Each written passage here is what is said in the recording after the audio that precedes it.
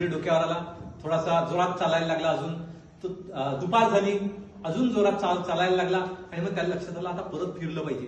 परत फिरला.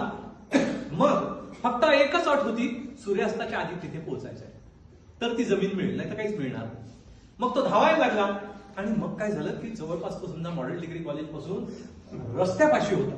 सूर्य अस्ताला जायला लागला म्हणून त्यांनी कुटुंबाचा घटक आहे आणि कुटुंब हे महत्वाचं युनिट आहे किंवा महत्वाचा घटक आहे हा सर्व सृष्टीतला आपल्या दृष्टीने. आणि मग त्यांनी समाज, राज्य, देश आणि मग त्याच्या पलीकडे सृष्टी आणि एक सर्कल दिलं जे सगळ्यांना कामी येतं. पण हे जोडलेलं आहे सगळं एकमेकांना. म्हणून व्यक्ती हा समाजाचा घटक आहे. व्यक्ती कुटुंबात जन्माला येतो, लगेच त्याला आई वडील मिळतात. आई वडिलांमुळे तो जेव्हा तो या ठिकाणी पृथ्वीवर येतो, तो आल्याबरोबर त्या कुटुंबाला जोडला जातो. आई, बाबा, मावशी, मामा, काका, आत्या वगैरे वगैरे वगैरे सगळे हे सगळे. आणि बारसं ते तेरसं तो समाजाशी जोडलेला असतो. बारशापासून त्याचा म्हणजे 12व्या दिवशी जन्मानंतर साधारणतः नाव ठेवायचे आधी 12व्या ते, तर त्या दिवसापासून ते तेरसं म्हणजे ते झाल्यानंतर 13वा दिवस तिथपर्यंत समाज त्याच्या सोबत राहतो. त्याला कुठेतरी जाणीव मृत्यूपर्यंत राहते. तो समाजातच राहतो, तो समाजाचा भाग आहे. आणि मग तो देशाचा भाग आहे, राष्ट्राचा भाग आहे. आणि मग सगळ्यात शेवटी म्हणजे व्यक्ती समष्टी, समष्टी म्हणजे समाज, याचा आम्ही भाग आहे. हे कधीच विसरून चालत नाही, कारण समाज आम्हाला बनवतो. या समाजाच्या विकासासाठी आम्ही काम केलं पाहिजे.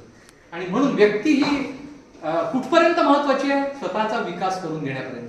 पण या विकासाचा उपयोग कशा करता करायचा आहे, स्वतः करता फक्त नाही. स्वतः करता करायचाच नाही का, करणारच, करावाच लागणार. पण तो करत असताना सुद्धा त्याच्या पलीकडे काही जाऊ शकतो का, आणि प्रत्येक व्यक्ती जाऊ शकतो. कारण कोणतीही वनस्पती अशी नाही जी औषधी नाही, कोणतीही व्यक्ती अशी नाही जी उपयोगाची नाही. आणि त्यामुळे आपण काही ना काही करू शकतो समाजासाठी, ते आपण केलं पाहिजे. याच्यातून मग सृष्टीचा विचार आहे. आणि सृष्टीचा विचार आणि परमेष्ठीचा विचार मी एकत्र करून सांगतो. आपल्या इथे सृष्टीचा विचार फार साध्या पद्धतीने केलेला आहे. मी बैल पोळ्याचं उदाहरण सुरुवातीला जे सांगितलं की आपल्या इथे सण वार सगळे आजूबाजूच्या सृष्टीशी जोडलेले आहेत. वडाच्या झाडाची पूजा करायची, कारण वड ऑक्सिजन देतो. पिंपळाचं महत्व आहे, पिंपळाचं पूजन करतात. त्यानंतर तुळस सुद्धा ऑक्सिजन देते, तिचं पूजन होतं. तिचं आपल्याला पानं मिळाली पाहिजे म्हणून विचार होतो. इथपासून ते साप खरं म्हणजे चावतो, तो चावल्यानंतर मनुष्य मरतो, पण त्या सापाची नाग म्हणून नाग स्वरूपामध्ये पूजा केली जाते. तर हे जे काही आहे, अगदी प्रत्येक वृक्ष जगला पाहिजे, प्रत्येक प्राणी जगला पाहिजे, असा हा सगळा सृष्टीचा विचार आहे. आणि म्हणून अमेरिकेचं जगामध्ये लोकसंख्या 4% आहे. आणि कदाचित चुकू शकतो, आकडा करेक्ट करू शकतो, मी 4% म्हणतात. परंतु अमेरिका जवळपास 27% इतका कार्बन डायऑक्साईड आणि इतर सगळे वायू की जे धोक्याचे आहेत ते या वातावरणामध्ये पाठवतो.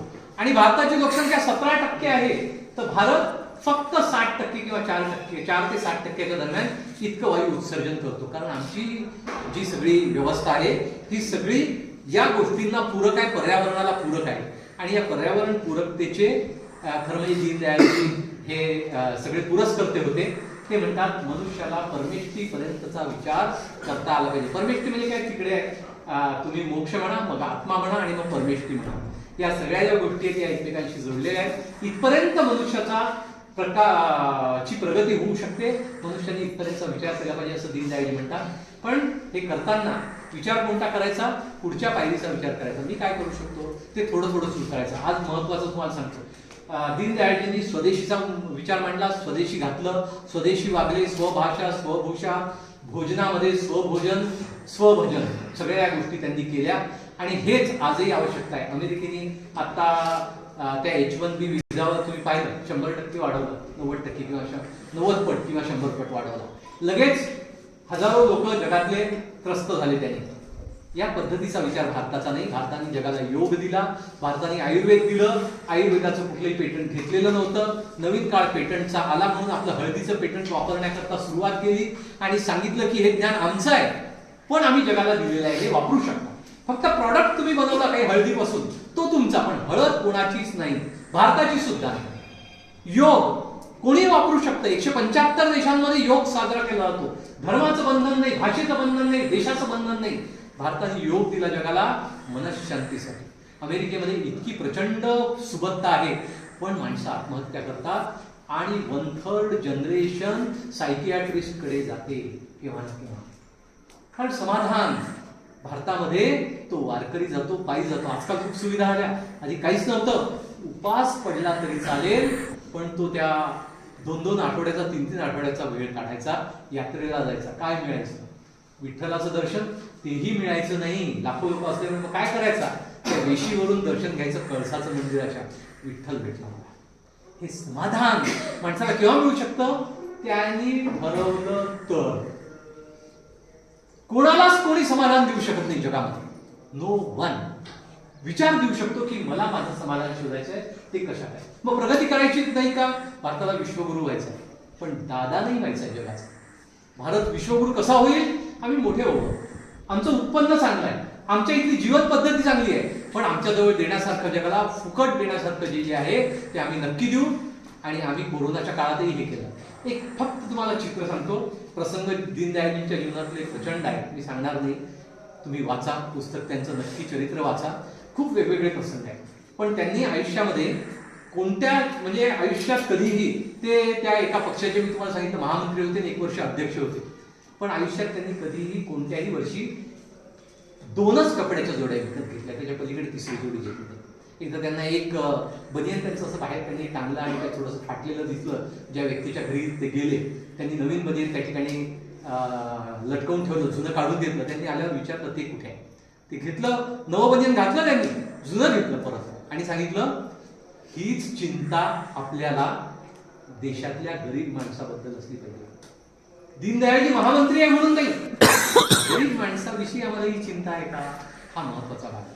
आणि म्हणून अंत्योदय दिन, आणि म्हणून आम्ही समाजासाठी काहीतरी देणं लागतो, ते केलं पाहिजे. हा सगळा विचार, स्वदेशीचा विचार, हा सगळा आवश्यक आहे. स्वदेशी स्वावलंबी भारत झाला पाहिजे, हे दीनदयाळजींचं म्हणणं होतं. असे अनेक विषय म्हणताय की त्या विषयांमध्ये न जाता मी या ठिकाणी एवढंच म्हणेन की दीनदयाळजींचे हे जे विचार आहेत, हे आपण नीट पद्धतीने हळूहळू अभ्यास करावा. पण भारत हा विश्वगुरु 2047 मध्ये झालाच पाहिजे. आणि तो जर व्हायचा असेल तर तुम्हाला काम करावं लागेल.